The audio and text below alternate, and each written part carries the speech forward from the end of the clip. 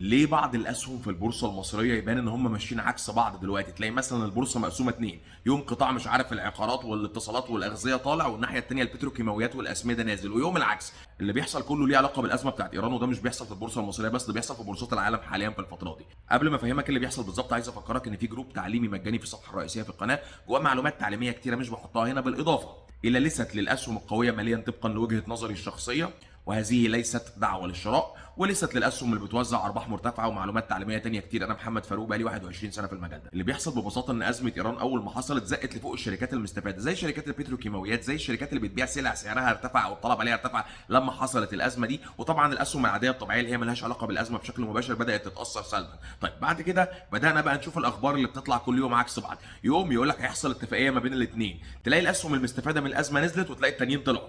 اليوم اللي بعدها يرجع يقول لك استمرار غلق المضيق والموضوع اتعقد والمفاوضات مش ماشيه حلو، تلاقي الاسهم المستفاده من الازمه بتطلع، وتلاقي الاسهم الثانيه بتعكس. فاللي بيحصل في الفتره دي هو مش عشوائي تماما وهو مبرر، لكن بغض النظر عن اللي بيحصل ما تحاولش تتايم الماركت وما تحاولش تتريد. اخش في دي قبل ما تحاولش تعمل الكلام ده. اللي تحاول تعمله انك تلاقي السهم اللي تحت قيمته وتحتفظ بيه بغض النظر عن الاحداث المؤقته، لان كل ده مؤقت. وده اللي البروفيشنال بيعمله، وده اللي المؤسسه بتعمله على فكره، وده اللي انا ممكن اعلمه لك. وطريق البدايه هتلاقيه في الجروب التعليمي المجاني اللي في الصفحه الرئيسيه في القناه.